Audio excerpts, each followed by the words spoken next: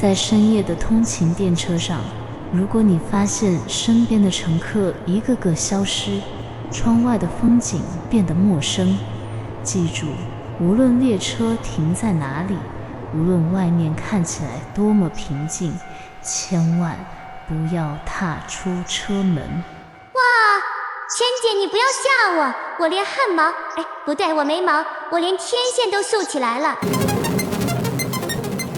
大家好，欢迎来到不科学研究社，我是热爱理性、科学、务实，目标是吃遍地球美食的实习生辉仔。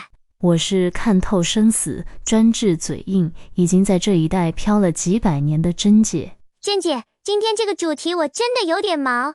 你知道日本有很多怪谈，但如月车站绝对是王者等级。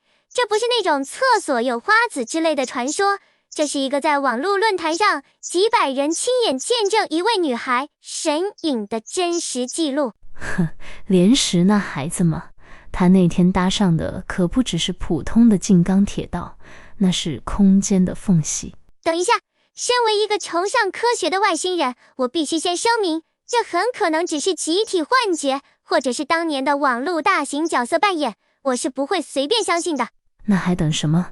把灯关掉，把门锁好，我们现在就回到2004年那个恐怖的深夜。2004年，那是一个智慧型手机还没普及，大家还在用掀盖式功能型手机上网的年代。那天深夜11点多，一位28岁的女网友莲石哈苏米在新兵马尊站搭上了一班普通的通勤电车。远州铁道我知道，站与站之间的距离非常短，大概5分钟到8分钟就会停靠一站。没错，就是因为太熟悉了，所以一开始的异状才让人毛骨悚然。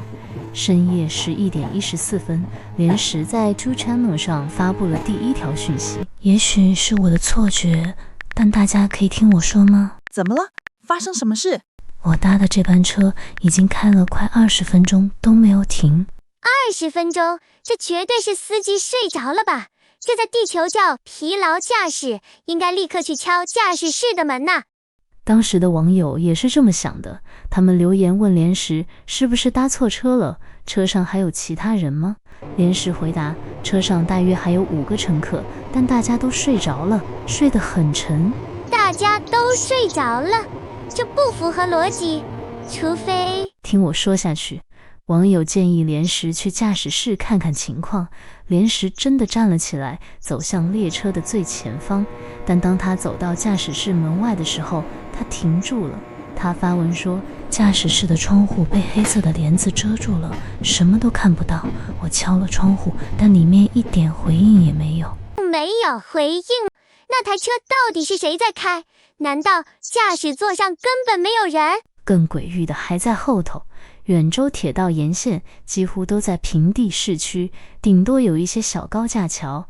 但是晚上11点40分左右，莲石发了一条让所有静冈当地网友背脊发凉的讯息：车子刚刚穿过了一个隧道，这条路线上有隧道吗？没有，远州铁道全线一个隧道都没有。那它穿过的是什么东西？虫洞吗？过了午夜12点，这辆失控的列车终于开始减速，伴随着刺耳的刹车声，车门打开了。莲石下了车，他看着月台上的站牌，在论坛上打出了那个从此成为日本都市传说的代名词的3个字。他说，我现在在一个叫做如月车站的地方下车了，这里到底在哪里？如月车站，我查过了，不管是 JR、私铁还是地铁，全日本根本没有这个车站。Two Channel 上几百个夜猫子网友也炸锅了，有人翻出全国铁路时刻表，有人查了电子地图，得到的结论和你一样，查无此站。而且有懂日文汉字的网友立刻指出 Kisaragi 写成汉字就是鬼，他下车的地方是鬼车站。哈妈，那另外5个乘客呢？他们有下车吗？没有。就在莲石踏出车门，转头想看车内的情况的那一瞬间，那辆载他来的电车车门瞬间关上，连发车铃都没响，就直接开走了。这太恶恶意了，这根本就是把人丢包在异次元呐！他必须马上求救，打电话报警啊！他打了。凌晨12点25分，连时用他那只快没电的手机拨通了110。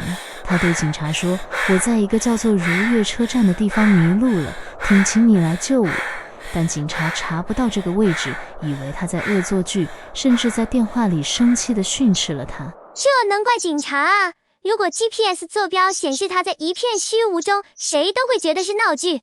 那他现在该怎么办？在一个没有出口、没有灯光、连警察都无法到达的无人车站，他被彻底孤立了。而这仅仅是这场漫长梦魇的开端。凌晨1点多，绝望的连时在网友的建议下，做了一个在深夜绝对不能做的决定。他离开了月台，决定沿着铁轨往回走，试图走到上一站。在地球的生存法则里，离开相对安全的定点，走进未知的黑暗，死亡率会提升80%啊！但他留在月台也无济于事。他一边走，一边在论坛上更新状况。他说周围完全没有房子，只有荒山野岭。就在这个时候，他听到了声音。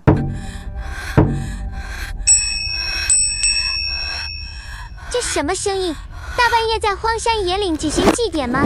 网友也问他是不是附近有祭典，但连时回答，现在是1月的寒冬深夜，根本不是祭典的季节。更可怕的是，那鼓声似乎一直与他保持着相同的距离。接着他听到身后传来一个声音：嘿，在铁轨上走很危险哦。哼，太好了，绝对是站务员伯伯来找他了，快过去求救啊！连时当时也是这么想的，他满怀希望地回过头。一条腿没有拐杖怎么站立呀？鬼吧，这绝对是鬼呀！当时论坛上的推文速度瞬间暴增，整个版面都被快逃，那是鬼，绝对不要靠近他给淹没。连时吓得魂飞魄散，他根本不敢看那个老人的脸，转头就在铁轨上狂奔。他跑进了一个叫做一泽观的隧道，要知道静冈县根本没有叫这个名字的隧道。他在漆黑的隧道里跌倒爬起，膝盖都摔破了。就在他觉得自己快要死在隧道里的时候，他看到了出口的光。出口，有光就代表有人类的文明。他得救了吗？他跑出隧道，看到前方停着一辆车，车旁站着一个男人。那个男人看到他，非常热心地走过来说：这么晚了，你怎么一个人在这里？附近什么都没有，我载你去最近的商务旅馆吧。等等，这位一条腿的老伯还可以好吗？这绝对是遇到变态杀人魔了。网友们一定叫他不要上车，对吧？所有网友都在疯狂阻止他，有人说这绝对有问题，有人求他快逃，宁愿躲在森林里也不要上车。但你要知道，一个女孩子在异次元迷路了3个多小时的极度恐惧，迷失在异空间后，心理防线早就崩溃了。在那个当下，就算对方是魔鬼，只要披着人类的外皮，他都会把它当成救命稻草。他上了车，凌晨2点45分，连时发文说车子开始移动了。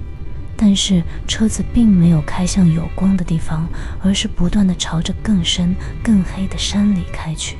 天妈，他为什么要上车？那个男人有说话吗？没有。连时问他，请问旅馆还有多远？男人一句话都不回，整个车厢里死气沉沉。直到凌晨3点44分，连时发出了他在这个世界上的最后一段文字。他的样子变得很奇怪，完全不理我。他开始自顾自地碎碎念着一些听不懂的语言。我打算趁他不注意的时候跳车逃跑。我要关机了，这可能是我最后的留言。从那1秒钟开始，这串讨论区陷入了死寂。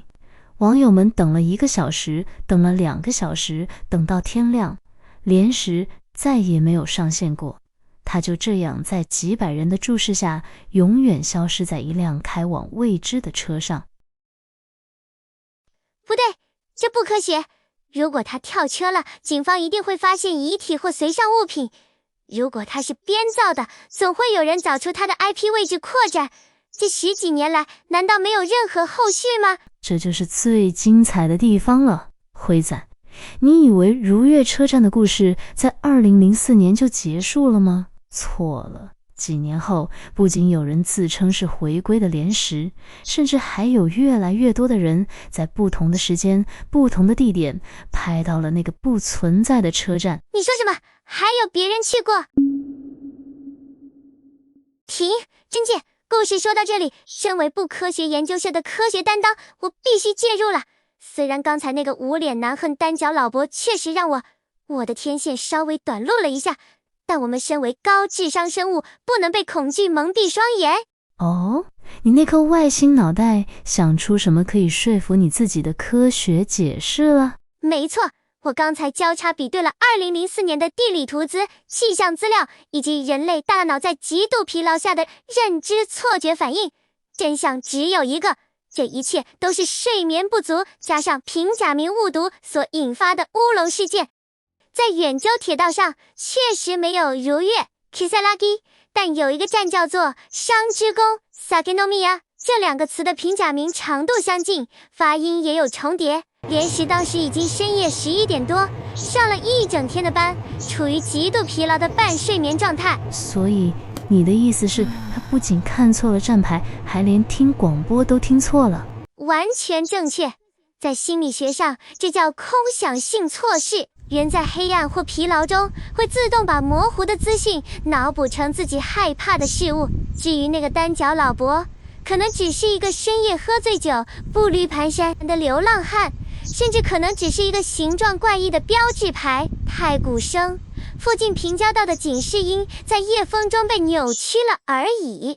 最重要的是，2011年，也就是7年后，有人在论坛上发文，自称是莲石，说他回来了。这不就证明他根本没神隐，这只是当年一个无聊网友的恶作剧，或者是他自己编造的 ARG 另类实境游戏吗？科学胜利！辉仔啊，辉仔，你是不是觉得自己很聪明啊？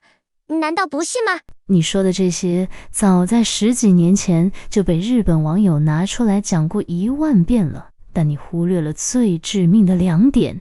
第一，如果只是一个普通的车站，为什么当年几百个网友甚至警方都无法透过手机信号定位到它？第二，你以为只有莲石一个人去过如月车站吗？等等，你是说这10几年来还有别人误入这个地方？这就是我今天要教你的人类心理学与现代空间怪谈的终极奥义——预线空间。所谓的预线空间，指的是一个过渡状态的空间，走廊、楼梯间、车站、等候室，这些地方的功能是让人类从 A 点移动到 B 点，他们不应该被停留。这画面看着好不舒服，为什么我会有一种心里发毛的感觉？因为这触发了人类大脑的空间恐怖谷反应。当一个本来应该充满人潮、充满噪音的过渡空间突然变得空无一人、绝对死寂时，你的大脑会产生严重的认知失调。你会觉得这里是不是少了一些本该存在的东西，或者更糟的，这里是不是多了一些不该存在的东西。就像我们做过一集后世解说，当人类在现实生活中的交通系统、空间系统发生故障的时候，我们就会卡进另外一个维度。2004年的如月车站其实就是日本早期的后世体验。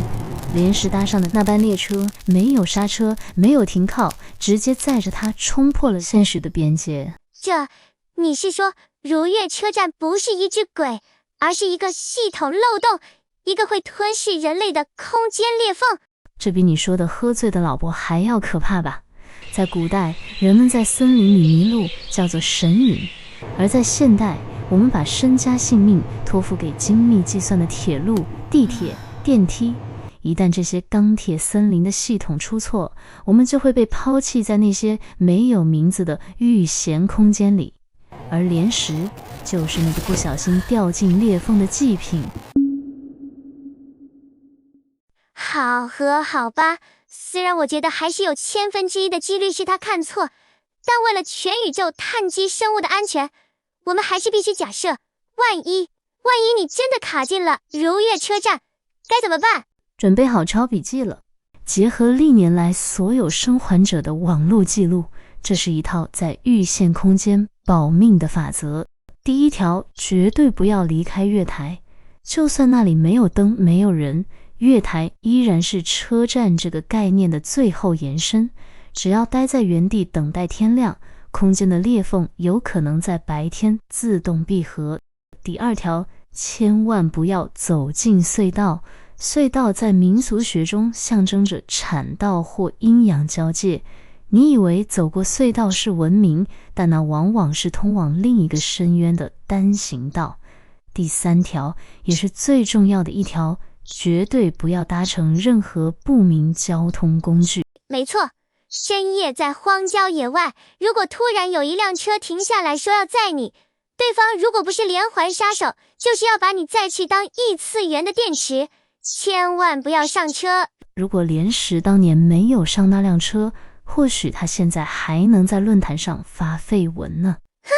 终于回到现实世界了。好的，今天的节目也接近尾声了。针对这起日本史上最著名的网络神隐事件如月车站，你是站在哪一派？第一，灰仔理性派，这是一场结合了过度疲劳、平假尼误读以及空想性错视的认知乌龙事件。第二，贞洁灵异派，这是一次现代交通系统失灵所引发的预线空间真实体验，莲池不小心掉进了现实世界的漏洞里。第三，官方网络传播派，不管真相如何，从2004年的 Two Channel 到现在，这场由成千上万网友集体共创的惊悚大秀，已经成为人类网络怪谈史上最完美的一件艺术品。那么荧幕前的你呢？你是否曾经有过类似系统出错的空间体验？比如在深夜走进一个明明很熟悉的地下道，却感觉永远走不到尽头，或者在空无一人的饭店长廊，觉得背后有一双眼睛在盯着你。如果你也有过这种误入预线空间的诡异经历，欢迎在底下留言区告诉我们。或者你现在转头看看，你确定你还在自己的房间里吗？珍姐，你不要这样收尾啦，我们下次见，大家快留言救救我，拜拜。